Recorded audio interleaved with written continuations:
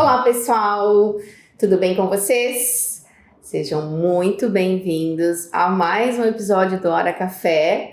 Gente, eu sempre falo isso, né? Mas eu preciso repetir. Eu tô mega empolgada.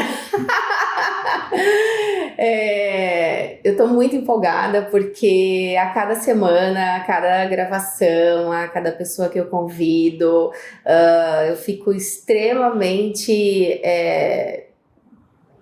essa palavra mesmo, empolgada, assim, porque essas conversas, né, esses cafés que estão acontecendo, eles estão tendo reflexos muito bons, né, tanto para mim, para os meus insights, quanto para as pessoas que estão ouvindo.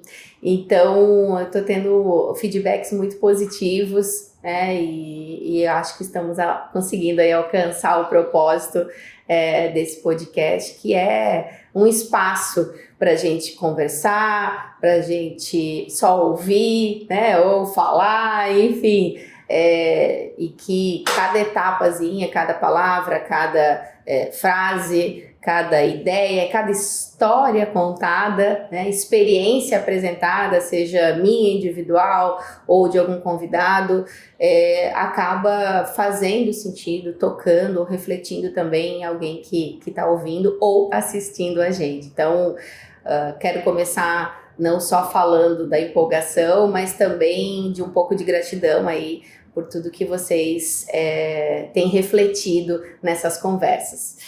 E hoje eu vou conversar com alguém que está um pouquinho mais tempo na minha vida, né? Só um pouquinho mais tempo, mas também não deixa de ser extremamente significativo. E o mais legal, quando a gente tem pessoas que fazem a diferença na nossa vida, que seja através, né, de, como eu falei, às vezes uma conversa informal, ou que trabalhou com você, ou que faz parte, né, do teu ciclo de amizade, enfim. Quando as pessoas elas te tocam em alguma medida, elas ficam gravadas em você. Você pode não ver mais essa pessoa, nunca mais falar com ela, ou ficar anos sem falar, ainda assim ela fica gravada em você. E em alguns momentos ela volta, né? Seja através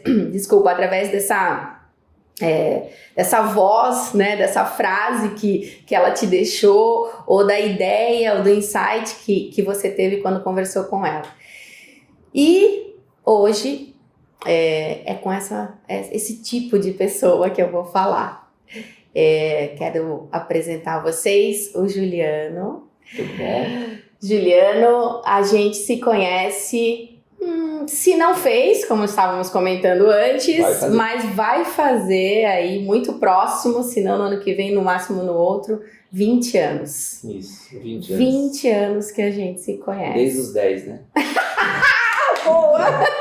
Desde os 10. Desde os 10 anos, né? Brincando na rua, jogando futebol, jogando taco. Jogando taco. Meu, que delícia jogar taco. Foi ali. Nossa senhora, eu adoro jogar taco. Acho que até hoje, assim, se tiver uma oportunidade, acho que eu jogo, viu? Isso, se os joelhos permitissem, né? Se os joelhos permitissem. Que quando a gente começa com 30 anos, daí isso, o joelho começa a incomodar, né? Verdade. Muito bom, muito bom. Ju, seja muito bem-vindo à Hora Café. E muito obrigado por aceitar o convite. Imagina. Né? Um convite para algo que não se sabe ao certo o que é exatamente. Sem roteiros. Sem roteiros, porque a proposta é essa, sem roteiros. É deixar que a nossa experiência, a nossa vivência, a nossa amizade, tudo que a gente construiu venha à tona hoje, né? E que se talvez fizer sentido para alguém, já ganhamos o nosso dia, né? Então, Ju, eu vou chamar de Ju, tudo bem? Mas claro, 20 anos tá. Eu acho que a Julie permite, né? A Julie permite. E também tinha 10 quando a gente. Quando a gente se conheceu. A gente foi no casamento do Juliano e da Ju. Casei cedo, né? Casou 15, cedo, né? Muito cedo. Muito bom, muito bom. Bom, eu e o Ju temos muitos pontos que nos conectam, eu acho, né? Muitos pontos, assim, nossa concepção de família, nossa concepção de vida, acho que eu posso dizer, né? E tantas outras. Nosso inconformismo. Nosso inconformismo, né? Então, gente, eu e o Juliano, a gente é muito inquieto. Muito inquieto, o cérebro né? não para. O cérebro eu até acho que talvez quando a gente tinha 10 anos e a gente se conheceu, se a gente fosse diagnosticado, talvez a gente teria um déficit de atenção, hiperatividade. Teria rasgado o laudo. Muito bom, muito bom. Então, mas existem 2 pontos que a gente sabe que são também muito cruciais nessa nossa conexão, né? Eu e o Juliano somos apaixonados, eu acho que eu posso dizer isso, sim. Por educação. Muito. E tecnologia. As 2 coisas caminham juntas e somos apaixonados por ambas, né? Somos apaixonados por ambas, então. E foi pela educação e pela tecnologia, na verdade, que a gente se conectou, né? Isso. Pela primeira vez. Embora... eu acho que antes de você, isso não me falha a memória, eu acabei conhecendo a Julien, né? Sim. A Julien, que é a esposa do Juliano, e nos conhecemos na escola. Isso. Né? Ela professora, né? E eu começando também essa caminhada na educação formal, né? Na educação, instituição, escola. E aí logo depois a gente acaba se conhecendo, né? Intermediado por ela. E aí é onde eu vou no casamento e tudo mais. Claro. Mas depois de alguns anos, a gente acabou trabalhando juntos. Exatamente. Né? A gente trabalhou junto numa escola. E é ali que acho que a gente se conecta mais. Exatamente. Porque a nossa inquietação, né? Esse nosso... Vontade de mudar, né? Esse não conformismo do status quo, né? Da coisa como ela ela nasce muito nesse momento. E assim, olha que interessante, né? Tô aqui lembrando de vários momentos em que nos cafés, nos intervalos, no recreio... Exatamente. Ao invés de a gente ir para a sala dos professores, a gente ficava no núcleo de tecnologia, que é a escola que nós trabalhávamos juntos tinha, né? Exatamente. E, enfim, e ali saíam muitas coisas. Muitas ideias. E tu falou uma coisa para mim, né, nessas ocasiões, tu falava de vez em quando, que é o tipo de frase ou o tipo de coisa que grudou em mim, e eu uso em alguns momentos, inclusive quando eu tô com outras pessoas conversando, ou até mesmo quando trabalhei ali durante muito tempo em formação de professores, né, gestão, e enfim, que tu falou assim: o que a gente faz, que é trabalhar com tecnologia, né? Usar a tecnologia para potencializar a educação, as pessoas, né? Para gerar resultado, porque é isso, né, que a tecnologia, para nós, ela significa muitas vezes. Dentro da escola, essa nossa inquietação de querer sempre fazer melhor, de olhar para um processo e ver, pô, isso aqui podia ser melhorado, pô, vamos trazer esse recurso, vamos fazer desse jeito, e se tivesse tal coisa, não tem, então vamos criar, né, ou se fosse deste jeito, mas daí a lista de empecilhos que aconteceu no meio do caminho, né, enfim. E tinha uma coisa, então, que tu falava que era assim: eu acho, Grace, que nós estamos alguns passos à frente da escola. Que talvez o que a gente está tentando fazer dentro da escola com a tecnologia, talvez ela ainda não esteja preparada para isso. Né? E assim, eu gosto muito da ideia, também sempre falo muito isso em formação, em treinamento que eu dou, que eu não gosto do certo e do errado, não é isso, né? A gente não tá aqui para julgar o que é certo e o que é errado. A gente tá aqui para olhar para os fatos, né? Para olhar para aquilo que nós vivemos, aquilo que acontece ou que aconteceu.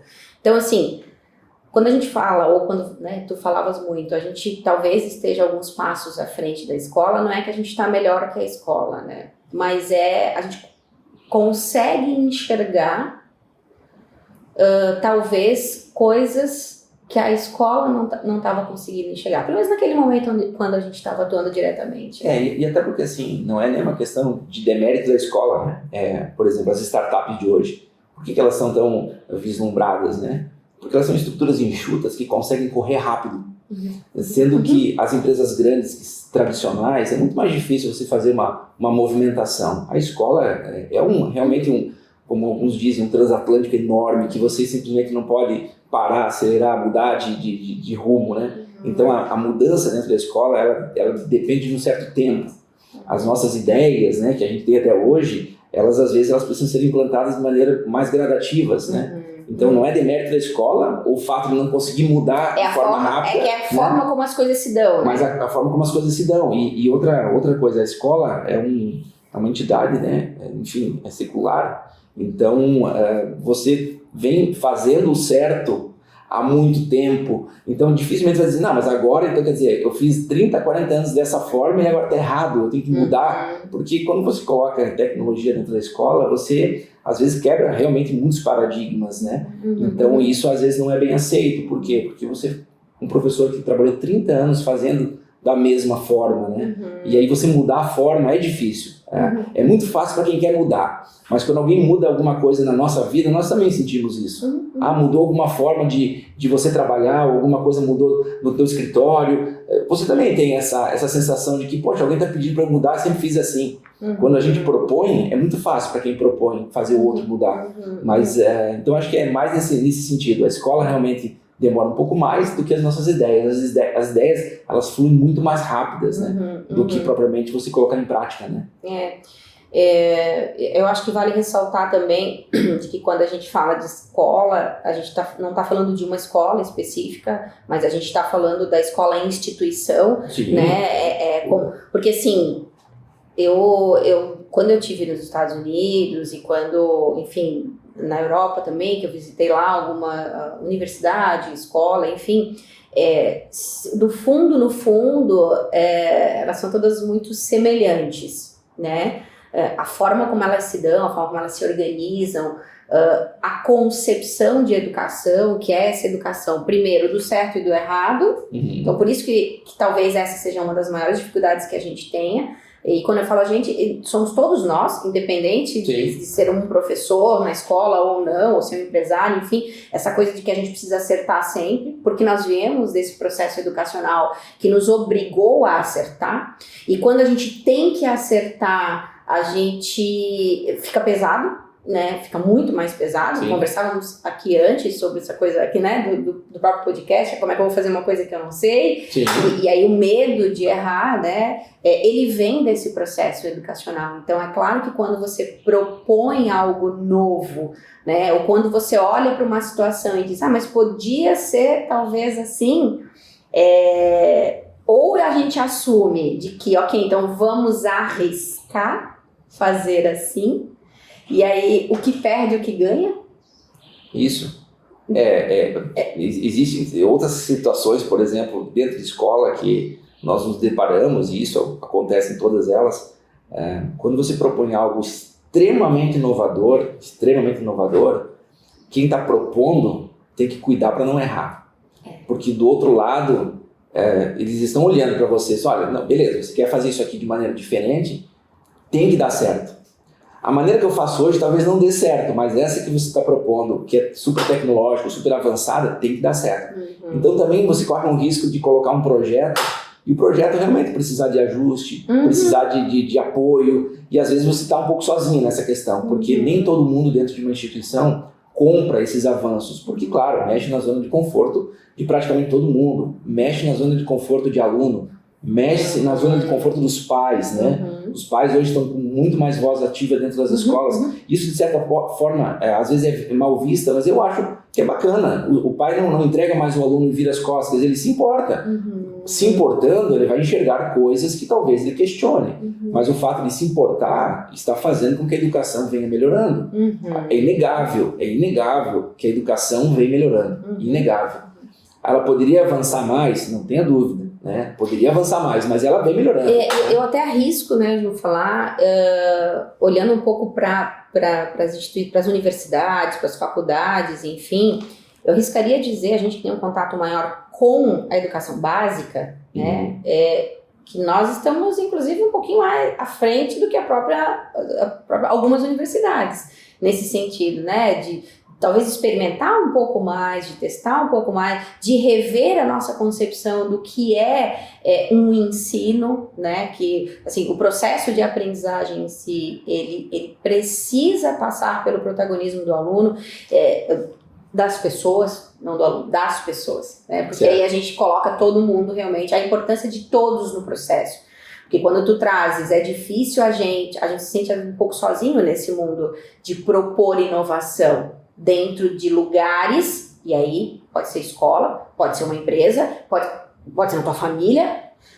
Tem dificuldade em todos os setores. Exatamente. Hoje, né? Tudo que vai trazer inovação, seja uma inovação incremental, que a gente chama, que a incremental é aquela da melhoria de algo, né? Melhoria de um processo, ou, existe esse microfone, como a gente pode melhorar ele? É uma incrementação, uma inovação, né, de implementação. Mas existe a inovação que é disruptiva, que é aquela que vai quebrar o sistema. Ela vai dizer, cara, não é mais assim que faz, exatamente. É assado. Essa talvez seja a mais difícil de todas dentro de instituições empresariais ou educacionais, de você implementar. Porque quando você vem com uma tecnologia, com uma inovação disruptiva, você literalmente tira o chão das pessoas.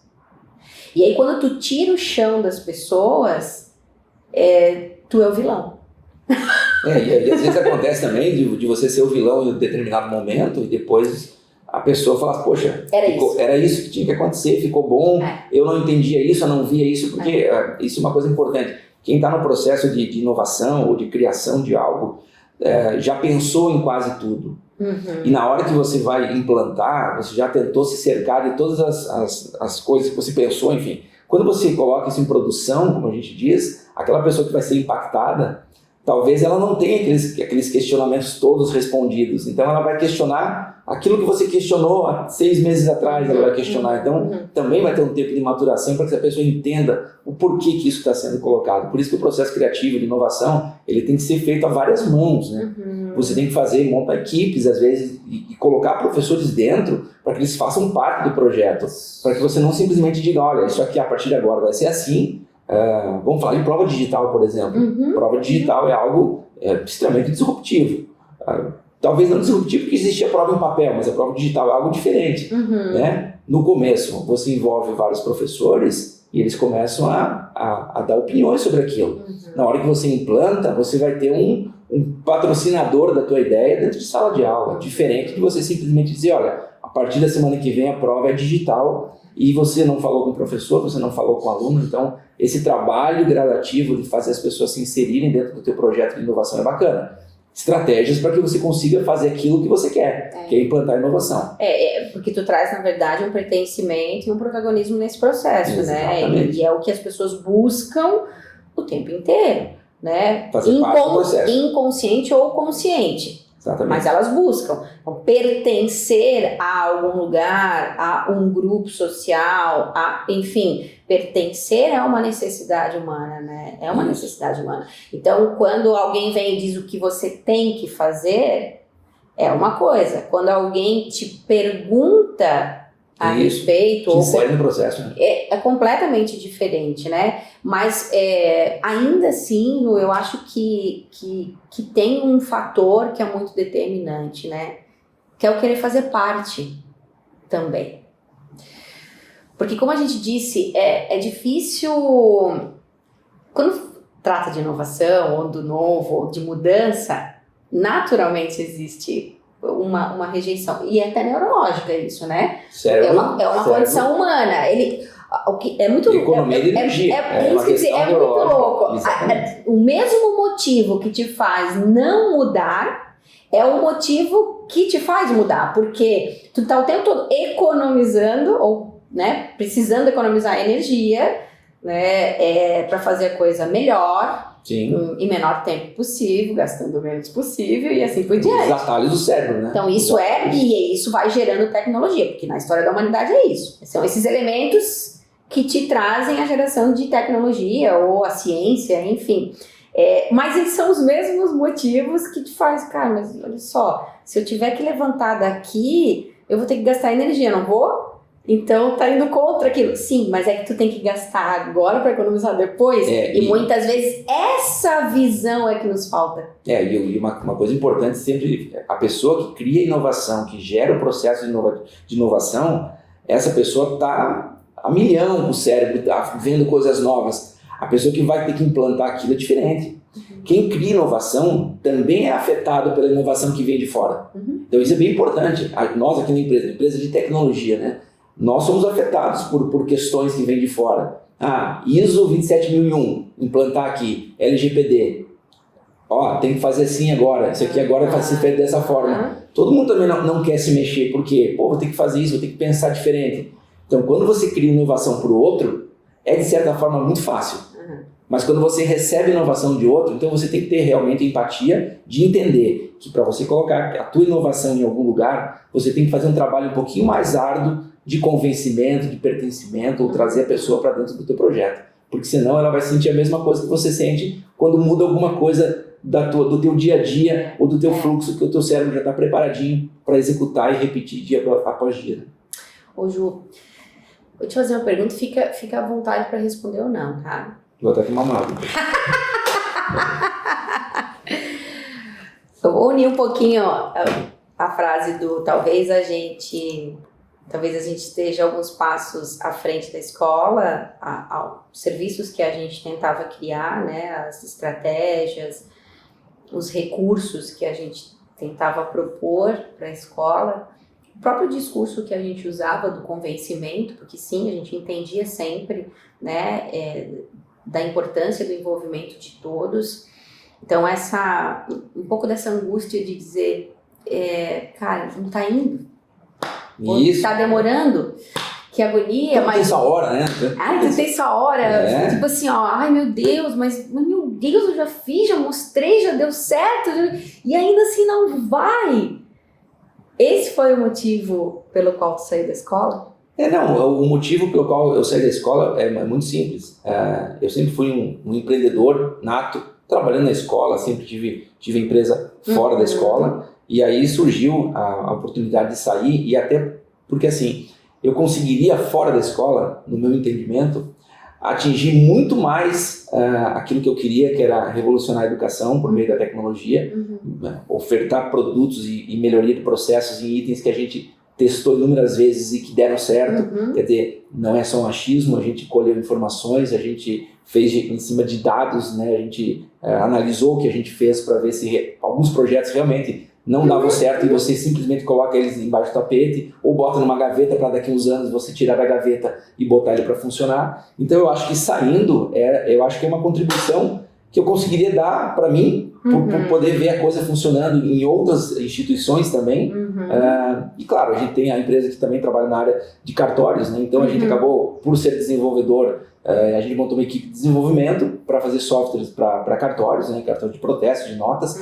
Então a gente tem basicamente dois segmentos dentro do Grupo BST, que é a parte notarial, né, que trabalha com cartório, e a parte educacional, que trabalha com escolas. Né? Eu sempre falo, qual que tu gosta mais, né? Aí eu sempre digo assim, poxa, não posso falar porque se eu falo que é escola, o pessoal do cartório vai dizer que, poxa, mas assim, eu tenho uma tendência a achar que a educação, e tem muita educação dentro de cartório, porque você tem learnings, tem pessoas, tem processos, então eu tenho educação. Então eu diria que a educação realmente é algo que me faz brilhar o olho mais, porque eu acho que através da educação a gente com certeza consegue revolucionar um país, e um país riquíssimo como o nosso, com pessoas extremamente boas.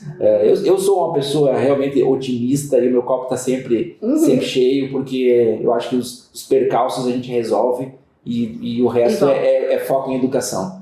Quanto mais educados nós formos, né, e tivermos acesso à educação, principalmente para as pessoas que não têm acesso, né, que é um pecado hoje uma criança não ter acesso, porque diferente do ler e escrever de 30 anos atrás, hoje não é ler e escrever, é se apropriar de tecnologia, se apropriar de formas de trabalho extremamente diferentes, de empregos que não vão existir. Ou seja, você deixar hoje uma criança, uma sociedade sem acesso, e acesso com qualidade, não é só o acesso pelo acesso, né? Mas o acesso com qualidade realmente é algo que a gente tem que focar Erradicar, 100%. né? Eu acho que todos os outros problemas se resolvem por conta. Por consequência. Por consequência. Por consequência. Exatamente. É louco isso, porque a gente fala da ideia, enfim, essa nova economia, né? Essa nova economia, ela tem um pouco disso que tu falou. Cara, tô aqui, tô vendo que talvez eu possa impactar de uma outra forma. Que forma pode ser essa? Eu vou experimentar, então eu vou testar.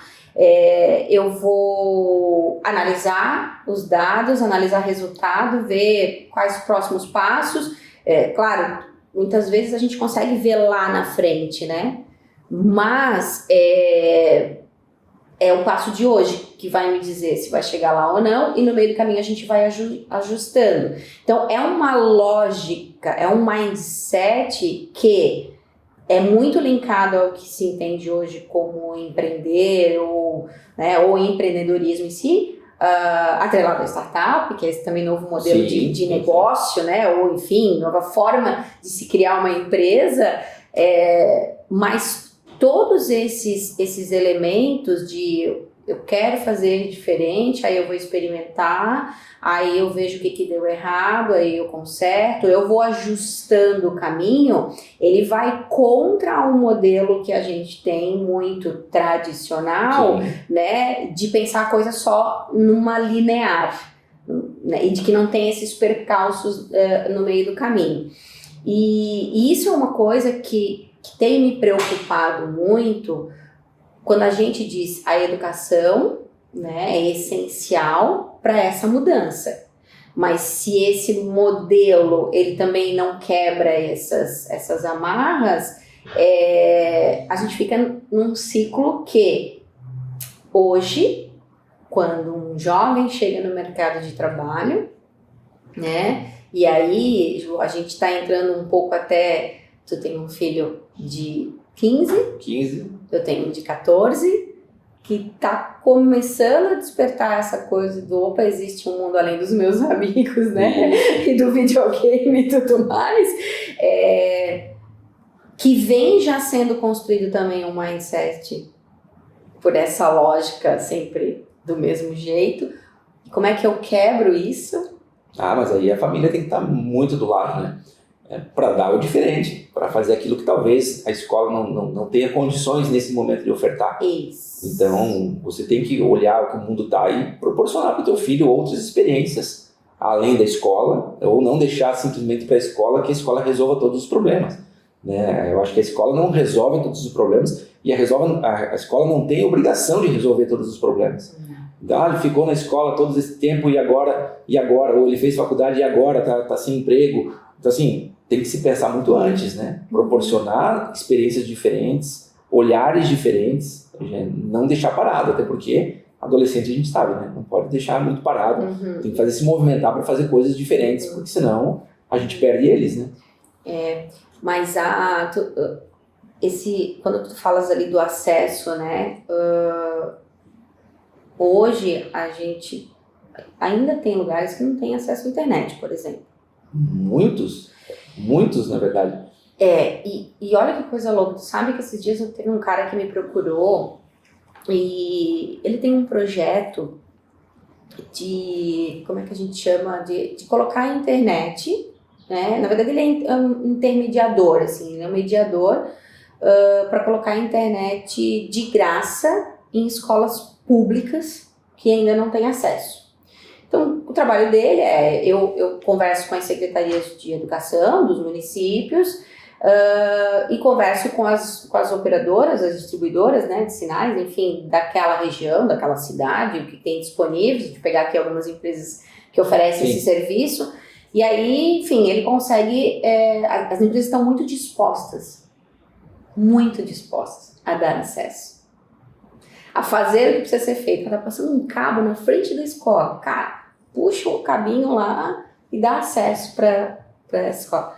E ele falou para mim que ele tem extrema dificuldade, olha que maluco isso, extrema dificuldade em que as prefeituras aceitem.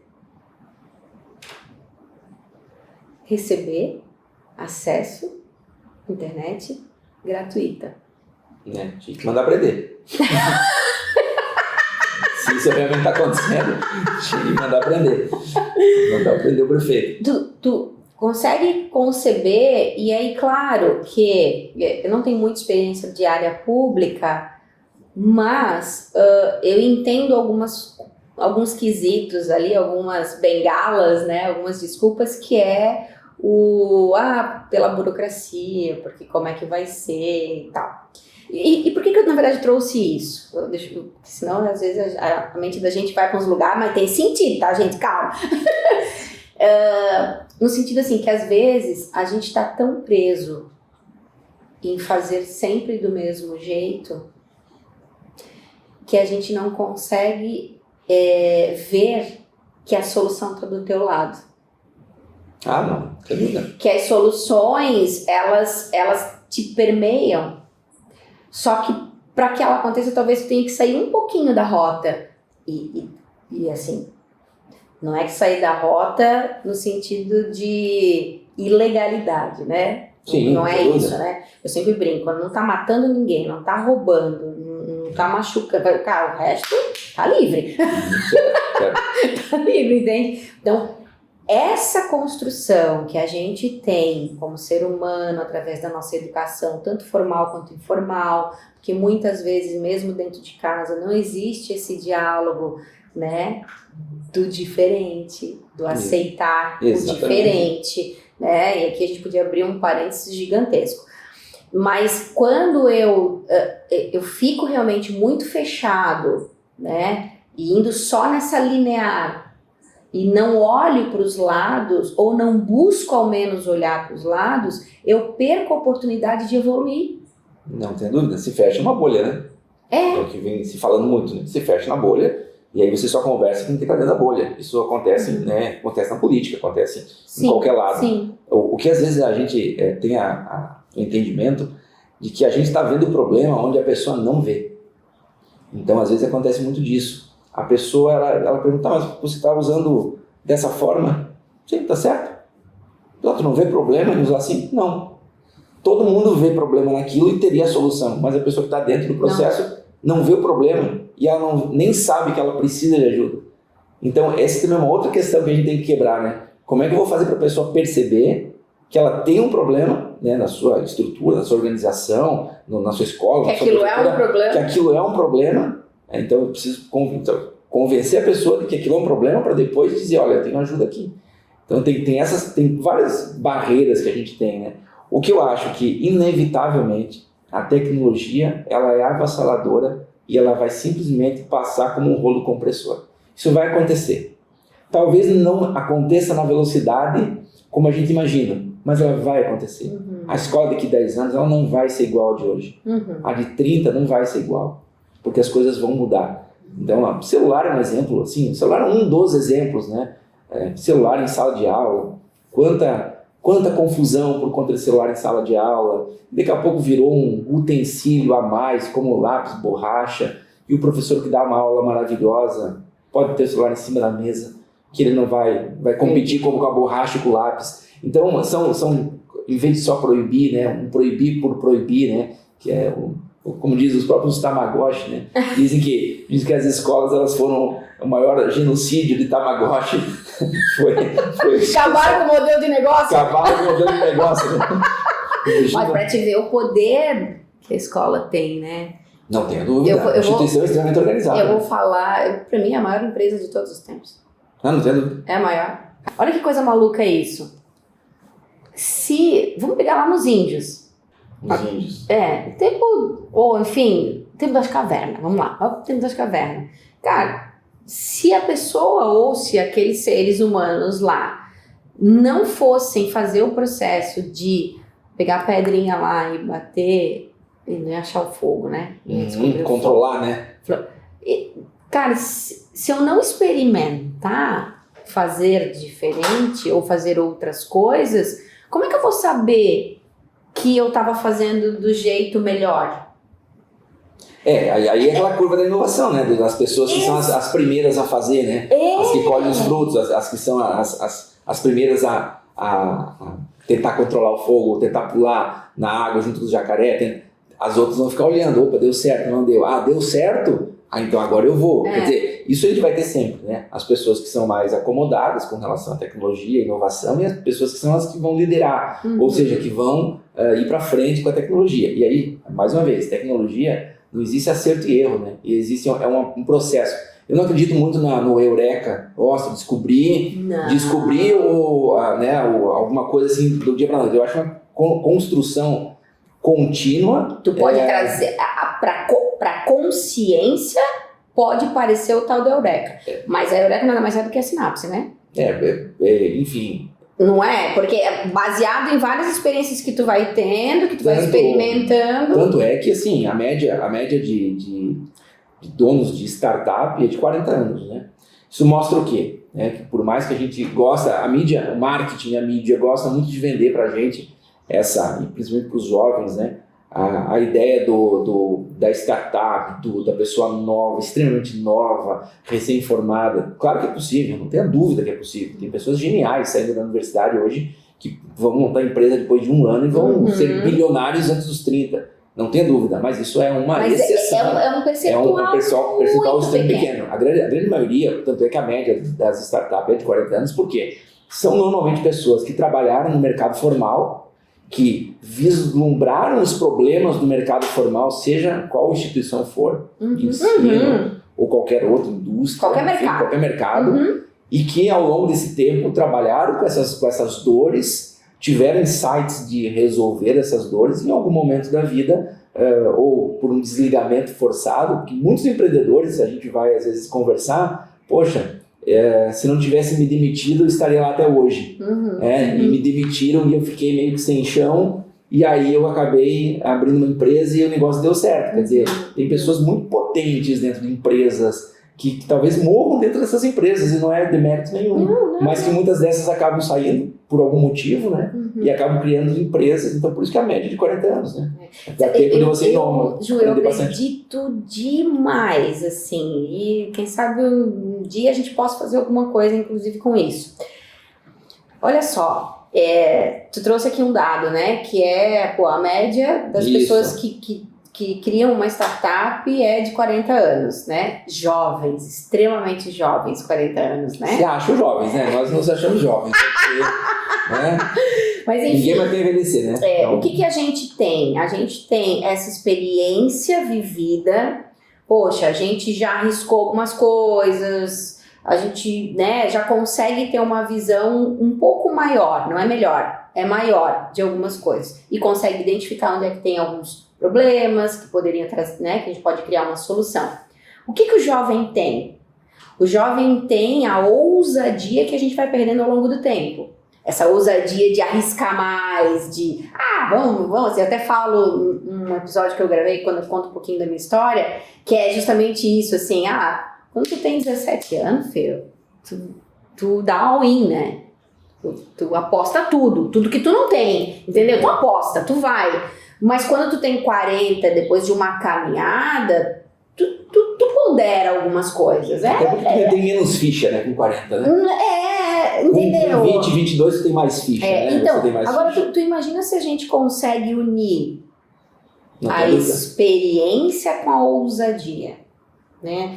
E por isso hoje se tem muitos grupos de mentoria, de consultoria, de conselheiro, tem curso de conselheiro, inclusive, para auxiliar esses jovens que estão hoje chegando no mercado ou que estão abrindo as suas próprias startups, né, os seus negócios, mas pecam naquilo que a gente já passou. Isso, às vezes a mistura da experiência, né? O que talvez acontece hoje, ou talvez 5, 10 anos para cá, não aconteça daqui para frente, né? Porque você tem hoje um aumento na mudança dos processos muito rápido, né? A gente ficou talvez muito estagnado durante 10, 15, 20 anos com os mesmos processos, então talvez faça sentido hoje uma média de 40 anos para um dono de startup, né? Mas talvez daqui para frente não, talvez essa média venha a diminuir, justamente por quê? Porque os processos vão mudar muito rápido e talvez 5 anos dentro de alguma indústria essa indústria já mudou em 5 anos e você vai ter experiência dessa mudança. Sim. Então talvez essa diminuição de idade possa isso acontecer. E com relação aos jovens, né, eu também sou uma pessoa que olha sempre para frente com relação a eles. Adoro. As pessoas jovens vêm com um fôlego enorme, né? Elas realmente têm ousadia, elas são questionadoras. Eu tenho muitos jovens trabalhando aqui com menos de 22 anos e assim, funcionam muito bem, adoram. Área, né? Os devs da vida estão nessa faixa etária. Mas mesmo o pessoal de suporte são pessoas extremamente comprometidas e às vezes até diferente do que a gente foi com 20, 21, sabe? Muitos aqui muito melhores do que eu me lembro ser com 20, 21, não sabia o que eu queria, muita gente determinada. Então eu vejo isso em vários lugares, não só aqui, com outras pessoas, com outros empresários que a gente conversa. Então eu vejo uma geração de pessoas que não estão para brincadeira, que estão chegando no mercado de trabalho. Eu vejo isso com muito conhecimento técnico. Também. Eles têm muito conhecimento. Claro, a gente tem que cuidar muito do que a gente lê, porque senão a gente acaba direcionando o nosso entendimento para aquilo que eu quero ler, né? Então eu quero ler que o jovem pinta o cabelo de azul e que o jovem de hoje não é tão bom quanto o de ontem, que o jovem de hoje não sabe escutar música boa. Então estão avacalhando também com eles, né? Se eu tenho esse pré-conceito, eu vou achar aquilo que corrobora para que eu tenha essa informação. Olha, realmente os jovens de hoje estão menos letrados, leem menos e tal. Mas eu tenho experiência prática de pessoas que eu tenho aqui dentro, de amigos que têm empresas que têm pessoas jovens. No meu grupo, né, que talvez não represente, né, ou claro, não dá para a gente generalizar, eu tenho bons olhos, e eles também, para pessoas mais novas que estão vindo realmente voando, saindo das universidades, das escolas, voando, querendo. Essa coisa do jovem, né? De querer, é isso, né? Sabe? Eles têm uma energia, têm uma coisa. E por isso que eu acredito também que toda empresa ela vai ser, ou já é, né, uma empresa de educação e uma empresa de tecnologia. Porque esse jovem que está chegando aí com essa sede toda e cheio de ideia e querendo colocar a mão na massa, porque tem, como tu falou, tem um grupo sim muito bom querendo colocar a mão na massa, a gente pode, com a nossa experiência, trazer elementos para eles pode ser trilha de aprendizagem, pode ser reuniões de feedback, pode ser essa percepção, né, de alguns erros ou de alguns percalços ali que eles acabam se atropelando por essa ansiedade, por esse querer fazer. A gente pode agregar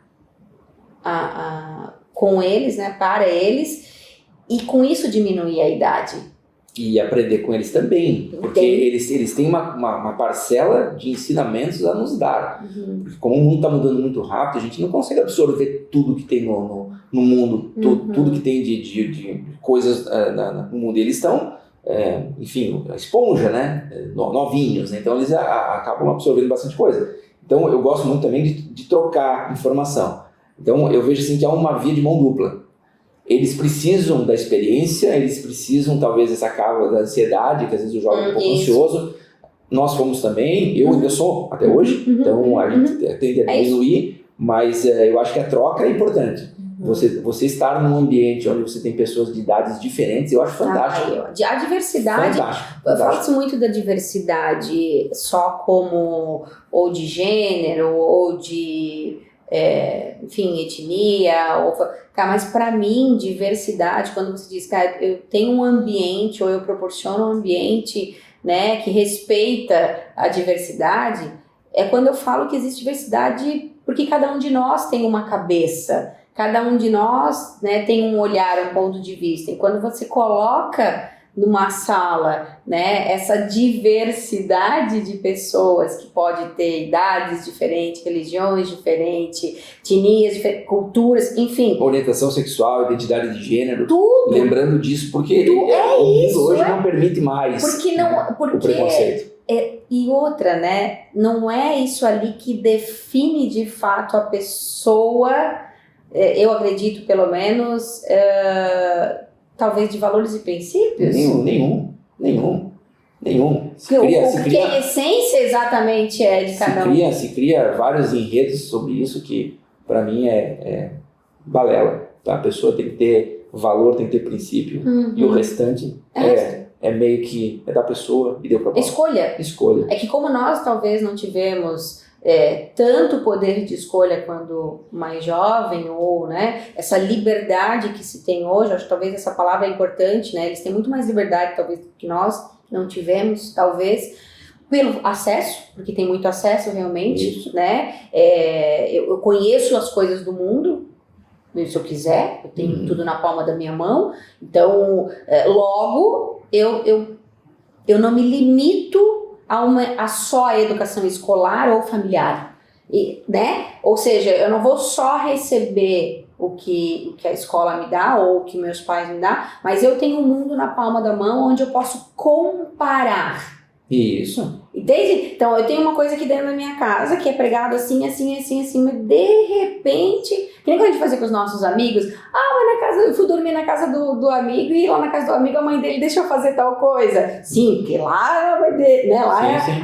As regras são, aqui são. Só que de repente tu não tá só com agora a casa do teu amiguinho, do vizinho do lado, ou da rua, né? Ou no máximo ali da tua turma da sala, ou do teu ciclo social. Grupos diferentes, né? Tu tem uma infinidade. A geolocalização acabou, né?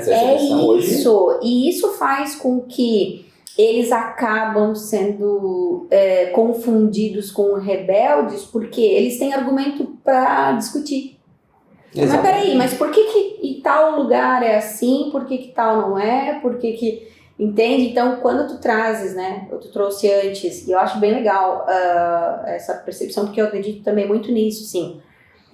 A escola, e eu vou voltar na escola, porque a gente já falou isso, é a base de tudo, né, assim, a educação em si. Que se faz na escola também, né? Isso. Eu tenho uma relação, e vou falar aqui abertamente, porque já falei isso em muitos grupos, uma relação de amor e ódio, né, com a escola. Por quê? Porque eu vejo um espaço extremamente poderoso, onde as pessoas se encontram, onde elas podem se provocar, alunos e professores se provocarem a evoluir, né? Porque, o professor tem mais experiência. Com todas as diferenças que vão ter dentro de uma sala de aula. Mas o aluno também tem a sua bagagem. Sim. Que não é mais só da família dele, por conta desse acesso que ele está tendo. Então, assim, como é que eu aprendo com ele?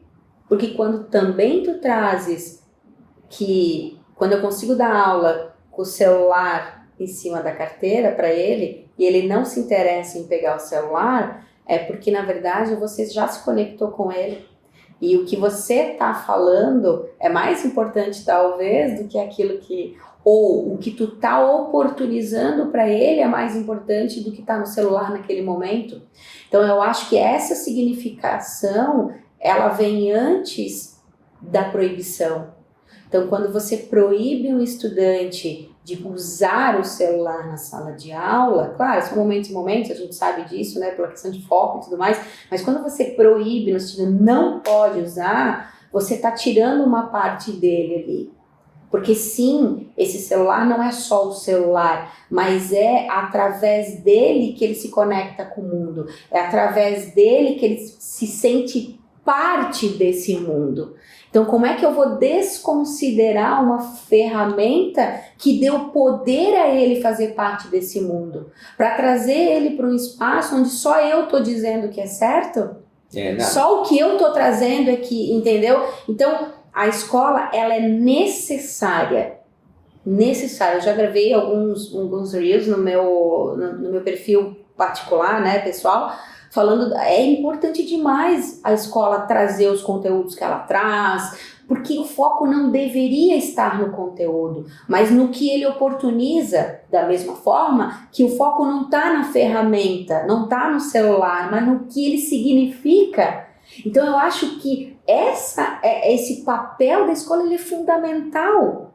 Propor essas situações, propor essas discussões, essas experiências com tamanha infinidade de ferramentas que a gente tem, não só tecnológicas, mas o próprio conhecimento científico. Então, como é que eu uso todo esse conhecimento, né, para estabelecer esse pertencimento, esse protagonismo e esse diálogo, né? Então, é um espaço essencial, né? Mas na mesma medida não é o único.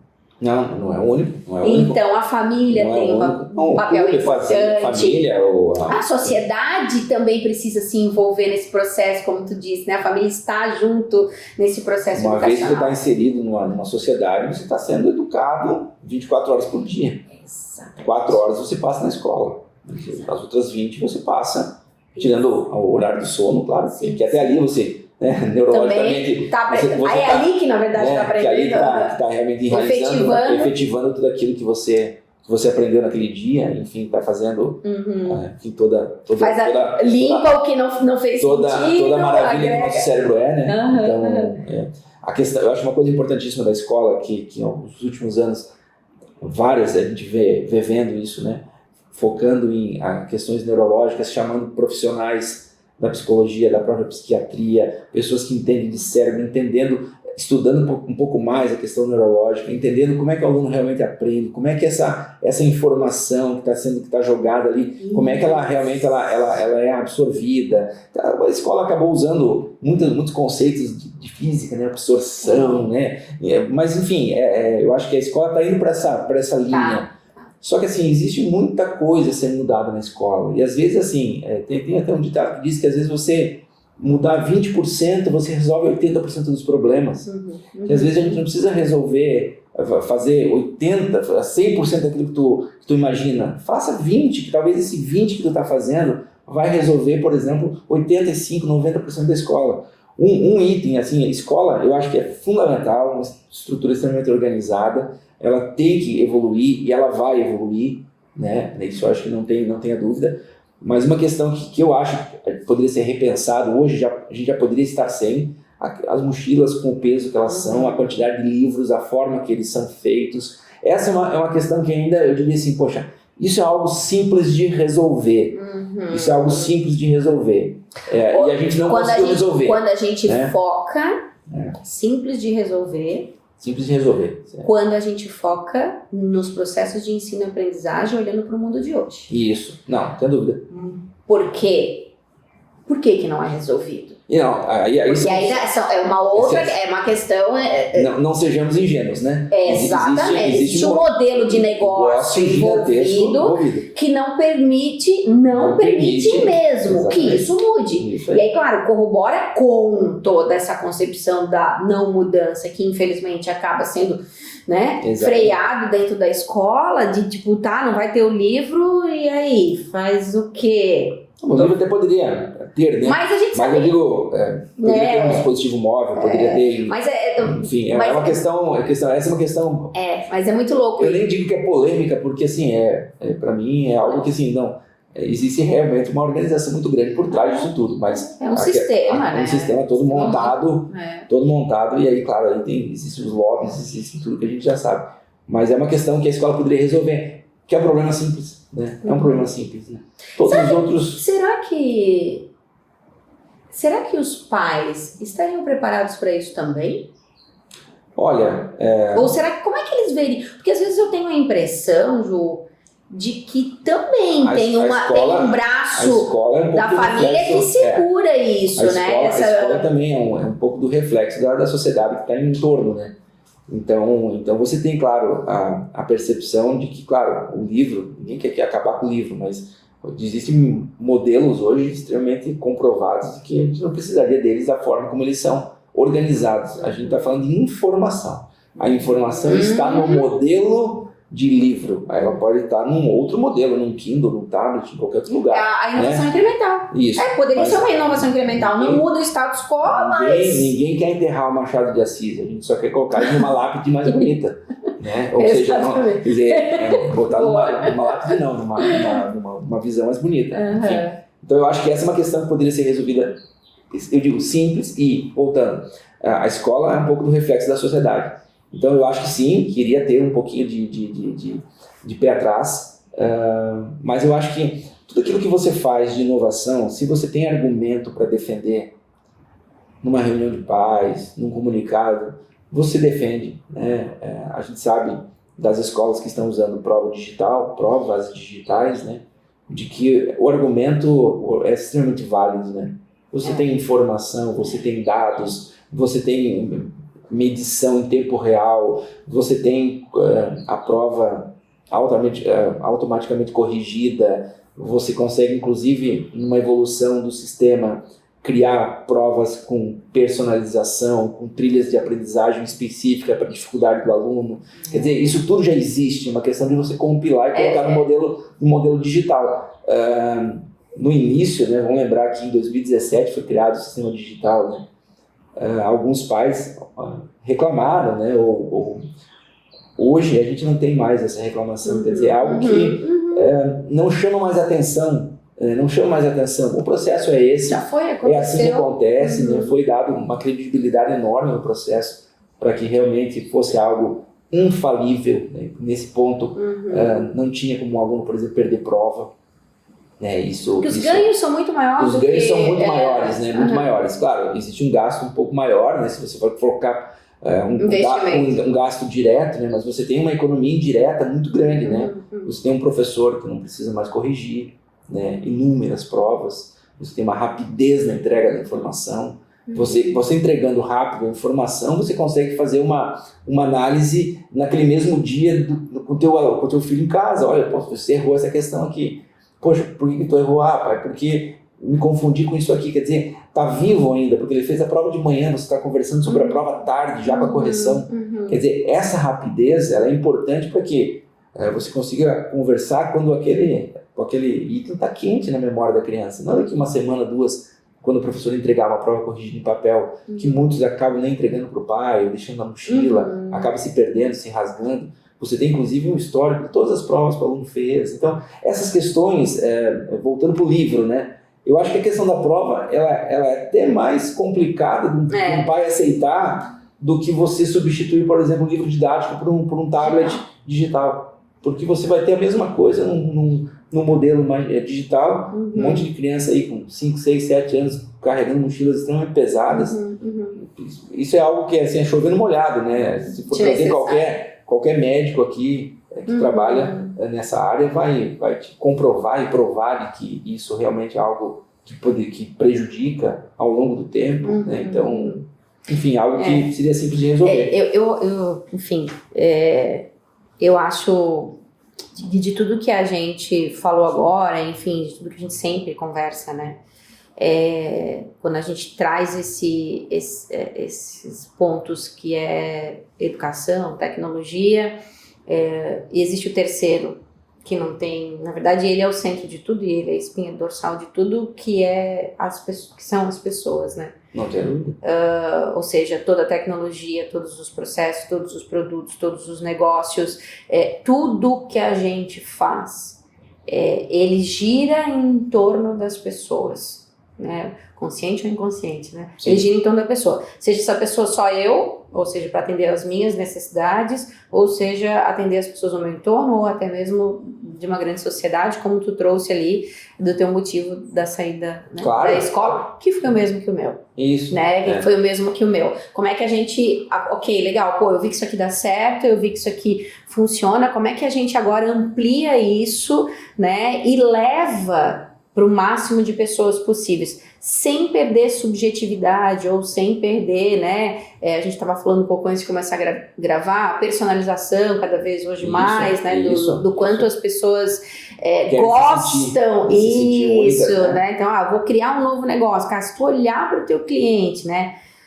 como é que tu resolve o problema dele, se tu literalmente olhar para ele genuinamente e criar algo para ele com ele, não tem como ter um negócio dar errado, assim, não sei, pode ser que eu seja muito ingênua, mas eu acredito muito nisso, né? Tem outros elementos, né, de mercado, a gente sabe, mas assim, a essência, eu acho que é isso. E eu acho que foi um pouco do que tu também acabou fazendo na tua jornada, né, Ju, que começa, eu sempre fui empreendedor, né, mas sempre com a educação muito atrelada e com a tecnologia nessa tua empreitada, né? Gosto tanto da educação, casei com a professora. Exatamente, então, também. Eu realmente e que também gosto de educação. E que também é apaixonada por tecnologia, né? Não vamos negar que foi uma... que a nossa Julie, ela tem essa veia também, é meio maluquinha que nem a gente, né? Se não mais, né? A Ju, talvez a Julie, a gente vai falar de ti agora, tá? Tu não tá aqui, a gente pode falar. Convidar ela pra vir num podcast com ela. Vou convidar. Com certeza vou convidar. Gente, desculpa, tá? Vou pegar. Eu tava indo pra finalizar, mas deixa eu só pegar uma estradinha aqui. Uma estradinha. Se for de chão. Se for de chão, melhor, né? Que tu gosta, né? Quando eu tive a ideia de gravar o podcast, logo depois assim, tipo, não, eu vou fazer, decidir, vou fazer, não sei o que e tal. E aí, como é que eu vou fazer, não sei o que, quem que eu vou convidar e não sei o que. Daí, enfim, tava com essa coisa na cabeça. E aí eu saí um dia pra andar de bike. E esse saí eu falei, Deus, me ajuda, né? Deus, traz aqui uma luz, né, nessa cabeça, enquanto eu vou aqui deixar a mente livre pedalando, me ajuda a pensar como é que eu ia fazer, e, enfim. E naquele dia, eu te encontrei lavando o carro com o Pedro. Sim. Tu lembra? Eu ainda sou da pessoa que lava carro, né? Sinto prazer nisso. E aí, Ju...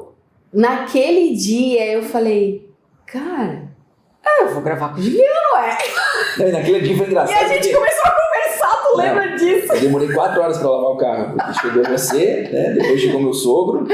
E aí eles chegaram aí, meia hora, uma hora cada um, né? E é muito. Aí, é isso. O carro ficou mal lavado. Eu acho que foi um pouco disso, assim, que eu pensei, cara, é isso.